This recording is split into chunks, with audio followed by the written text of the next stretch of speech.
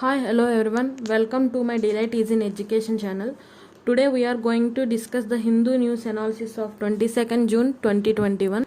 Now without any delay, we move to the first article which was on page number 8. Army to get indigenous light helicopters by December 2022. ఇది మనకి defence కిందకి వస్తుంది. ఈ article చూసుకుంటే మనకి రీసెంట్గా lieutenant general అయిన ఏకే సూరి గారు ఆర్మీ ఏవియేషన్కి డీజీ కింద ప్రమోట్ అయ్యారు. ఆయన డిఫెన్స్ సెక్టర్ మీద కొన్ని విషయాలు అయితే చెప్పడం జరిగింది.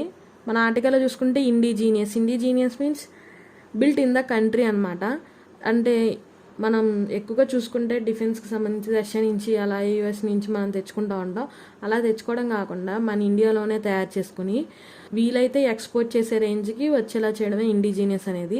మనకేంటంటే ఈ చేతక్ అండ్ చేతహ్ అనే ఈ రెండు హెలికాప్టర్స్ అనేది ఓల్డ్ అవ్వడం జరిగింది. వాటిని రీప్లేస్ చేస్తూ 2022 డిసెంబర్ ఎండ్ కల్లా ఎల్యుహెచ్ని తీసుకొస్తామని చెప్పడం అయితే జరిగింది. ఎల్యుహెచ్ అంటే లైట్ యూటిలిటీ హెలికాప్టర్స్. వీటిని 6 తీసుకురావడం అయితే జరిగింది. వీటిని తయారు చేసేది వచ్చి హిందుస్థానీ ఏరోనాటికల్ లిమిటెడ్. అండ్ ఈ ఎల్యుహెచ్ అనేది ఓన్లీ చేతక్నే కాదు, రష్యాకి సంబంధించిన KA-2216 కూడా రీప్లేస్ చేయడం అయితే జరిగింది. This was regarding this article. Now we move to the next article. Uber partners with AMTZ to provide oxygen concentrators on rent. ఈ ఆర్టికల్ వచ్చేసేసి మనకి ఊబర్ అనేది AMTZతో పార్ట్నర్షిప్ అయితే చేసుకోవడం జరిగింది. AMTZ అంటే Andhra Pradesh medtech zone limited Vizag. ఈ పార్ట్నర్షిప్లో ఏంటంటే ఆక్సిజన్ కాన్సన్ట్రేటర్స్ అనేవి one place to another place rent ఇవ్వడం అయితే జరుగుతుంది. ఈ ఆక్సిజన్ కాన్సన్ట్రేషన్ అనేవి చాలా ఎక్కువ రేట్ ఉండటం వల్ల అందరూ దీన్ని కొనుక్కోలేరు కాబట్టి పర్ డేకి 300 to 400 రెంట్తో హోమ్ డెలివరీ అయితే చేయడం జరిగింది. హోమ్ డెలివరీ అనేది పీపుల్కి కన్వీనియన్స్ ఉండేలాగా ఫ్రీ డెలివరీ కోసమే ఈ ఊబర్ అనేది పార్ట్నర్షిప్ చేసుకుంది. ఆక్సిజన్ కాన్సన్ట్రేషన్ హోమ్ డెలివరీ అనేది ఉందో అది 12 సిటీస్లో లాంచ్ అయింది. ఫస్ట్ ఫేజ్ అంటే కరోనా ఫస్ట్ ఫేజ్ కాదు, ఈ పార్ట్నర్షిప్ యొక్క ఫస్ట్ ఫేజ్లో ఏ సిటీస్లో అంటే లక్నో, ఇండోర్, హైదరాబాద్, వైజాగ్, గువాహతి, కైంటూర్, నాగ్పూర్, భువనేశ్వర్, బెంగళూరు, పూణే, జైపూర్ అండ్ రాయ్పూర్. అండ్ మనం త్వరలోనే నెక్స్ట్ ఫేజ్ చూస్తామన్నమాట. నెక్స్ట్ ఫేజ్లో ఆల్మోస్ట్ 90 సిటీస్లో లాంచ్ చేయడం అయితే జరిగిద్ది. Might be ask in future exams because COVID టైంలో ఇది ఒక మంచి ఇనిషియేటివ్ కాబట్టి దీని మీద క్వశ్చన్స్ అడిగే అవకాశం ఉంది. This was regarding this article. Now we move to the next article which was on page number 1. Supreme Court seeks government decision on ex gratia payment, and this topic comes under GS paper 2 governance. Already we have seen about this topic on yesterday. ఎవరైతే వినలేదో వాళ్ళు yesterday upload చేసిన వీడియోలోకి వెళ్ళి చూస్తే మీకు ఇంకా బాగా అర్థమవుతుంది. అండ్ నిన్న న్యూస్లో ఏంటంటే సుప్రీంకోర్టులో చాలా పిటిషన్స్ అయితే రావడం జరిగింది.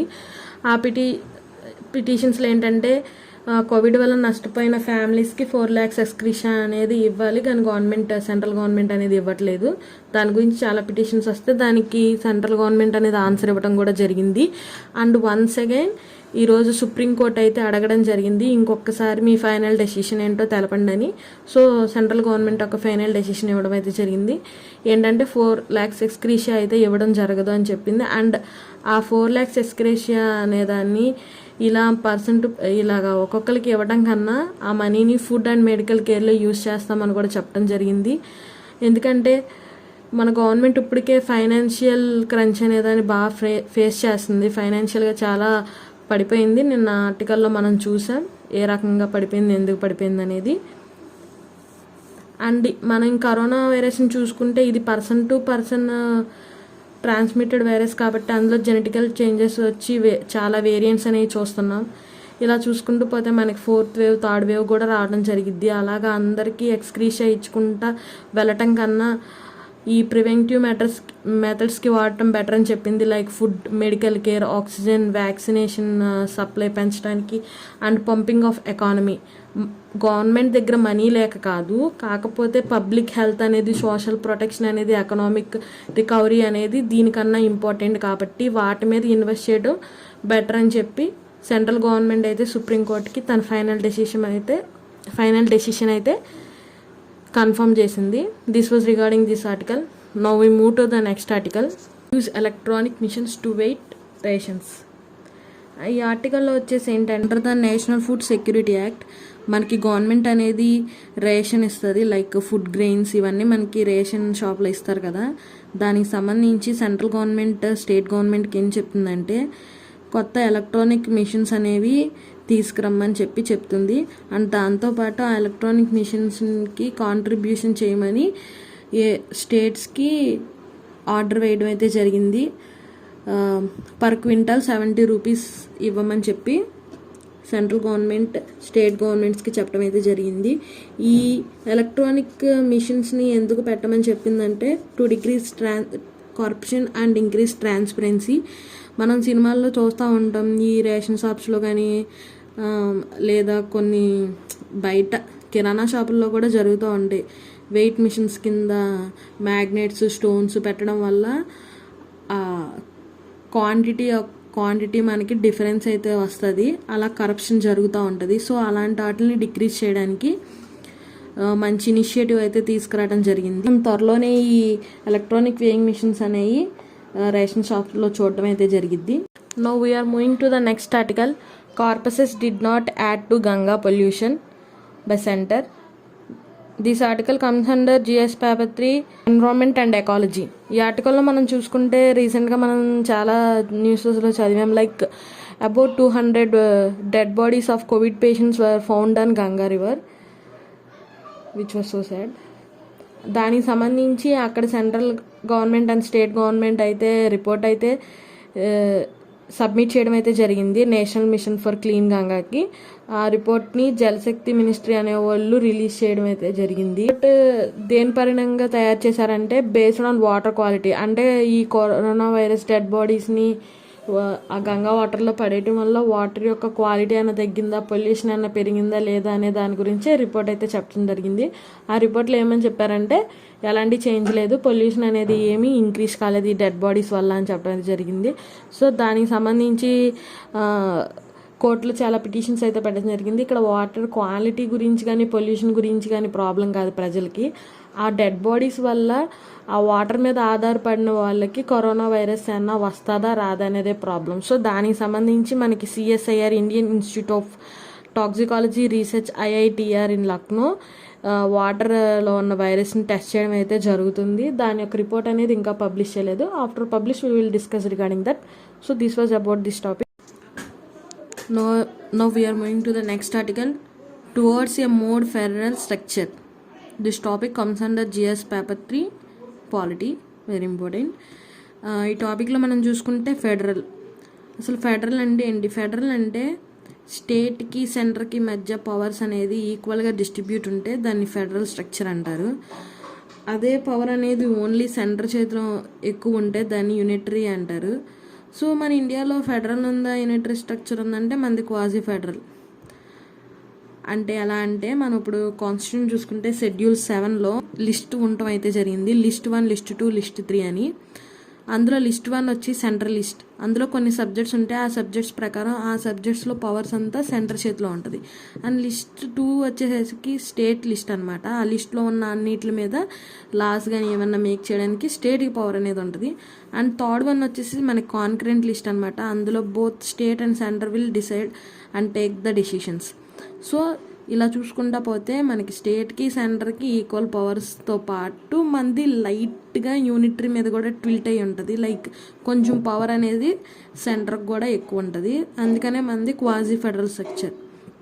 ఈ ఆర్టికల్ మెయిన్గా దేనికంటే ఫెడరల్ స్ట్రక్చర్ పెంచమని అడుగుతుంది అంటే ట్యాక్స్ విషయంలో. మనకి డైరెక్ట్ ఇండైరెక్ట్ ట్యాక్స్లో డైరెక్ట్ ట్యాక్స్ అనేది సెంటర్ కలెక్ట్ చేసుకోవడం అయితే జరుగుతుంది. సెంటర్ కలెక్ట్ చేసుకుని అన్ని స్టేట్స్ నుంచి అన్ని స్టేట్స్కి డిస్ట్రిబ్యూట్ చేస్తుంది. అది స్టేట్స్ ఏమంటుందంటే అలా కాకుండా మా ఫండ్ మేము కలెక్ట్ చేసుకుని మేము డిస్ట్రిబ్యూట్ చేసుకుంటామని చెప్తుంది. ఎందుకంటే ఇప్పుడు మనం చూసుకుంటే పాపులేషన్ పరంగా ఉత్తరప్రదేశ్ అనేది చాలా పెద్దది, కానీ అది 100లో 3.4% శాతమే ట్యాక్స్ అనేది సెంటర్కి కడుతుంది. కానీ సెంటర్ అనేది అందరి దగ్గర కలెక్ట్ చేసుకున్న రివర్స్లో ఉత్తరప్రదేశ్కి 17% ఇస్తుంది. అది కట్టే 3% అయితే 17% ఇస్తుంది. దేని కన్సిడర్ చేసుకుని ఇస్తుంది సెంటర్ అంటే అక్కడ ఉన్న పావర్టీని పాపులేషన్ని కన్సిడర్ చేసుకుని ఇస్తుంది. అలా పావర్టీని చూసుకుంటూ పోతే మన సౌత్లో పాపులేషన్ అనేది చాలా తక్కువ ఉంది. దగ్గర నుంచి ఎక్కువ ట్యాక్స్ వెళ్తుందే కానీ మనకి ఎక్కువ ఫండ్ అనేది రావట్లా. సౌత్లో 51% ఇస్తుంటే నార్త్లో 200% ట్యాక్స్ ఫండ్ అయితే ఇవ్వడం జరుగుతుంది. అండ్ దాంతోపాటు సెంటర్ అనేది సెస్ అనేది ఒకటి వేస్తుంది. సెస్ అంటే ట్యాక్స్ అండ్ ట్యాక్స్, కానీ దాన్ని అయితే ఫండ్ కింద సెంటర్ ఏ స్టేట్కి ఇవ్వదు, సెంటర్ దగ్గరే ఉంచుకుంటుంది. అందుకని చెప్పి ఈ ఫెడరల్ స్ట్రక్చర్ అనేది ఉండాలని చెప్పి స్టేట్స్ అయితే అడగడం జరిగింది. This was regarding this article. Now we are going to the last article. The state of India's poor must be acknowledged. ఈ ఆర్టికల్లో ఏం చెప్తుందంటే యునైటెడ్ నేషన్స్ అనేది చెప్పడం అయితే జరిగింది ఇండియాలో పూర్ మస్ట్ బి అక్నాలెడ్జ్డ్ అని. ఇందులో ఆర్టికల్లో మనకి అబ్జెక్ట్ పావర్టీ అనే దాని గురించి చెప్పడం అయితే జరిగింది. అబ్జెక్ట్ పావర్టీ అంటే అబ్సల్యూట్ పావర్టీ. ఒకసారి ఊహించండి, అబ్సల్యూట్ పావర్టీ అంటే అసలు తినడానికి ఏమీ లేక, తాగడానికి ఏమి లేక, ఒక షెల్టర్ లేక, ఏం లేకుండా ఉండడమే అబ్సల్యూట్ పావర్టీ అనేది. మామూలుగా పాండమిక్ ముందు చూసుకుంటేనే గ్లోబల్ హంగర్ ఇండెక్స్లో కానీ, మాల్ న్యూట్రిషన్స్లో కానీ, పావర్టీలో కానీ ఇండియా అనేది చాలా లోలో ఉంది. ఇప్పుడు చూసుకుంటే ఇంకా ఎక్కువలో ఇండియన్ యొక్క పావర్టీ అనేది ఇంకా పెరిగిపోతా పోతుంది. సో దానికి సంబంధించి గవర్నమెంట్ ఏమేం కమిటీస్ పెట్టింది, ఏమేం చేస్తుంది, ఏమేం చేయాలి, అసలు ఈ పావర్టీకి రీజన్స్ అనేవి ఏంటి అనేది ఈ ఆర్టికల్లో ఉంది. ఈ ఆర్టికల్ గురించి మనం డిస్కస్ చేయడం కన్నా ఎక్కువ స్టాటిక్ కంటెంట్ అనేది చాలా ఎక్కువ ఉంది ఈ ఆర్టికల్లో. ఈ ఆర్టికల్లో ఉన్న స్టాటిక్ కంటెంట్స్ని మీరు పాయింట్ కింద చేసుకుని రాసుకోవడం better. So this was regarding this article. Thank you friends. నా సమాచారం కనుక మీకు నచ్చినట్టయితే లైక్, షేర్ అండ్ సబ్స్క్రైబ్ చేయండి.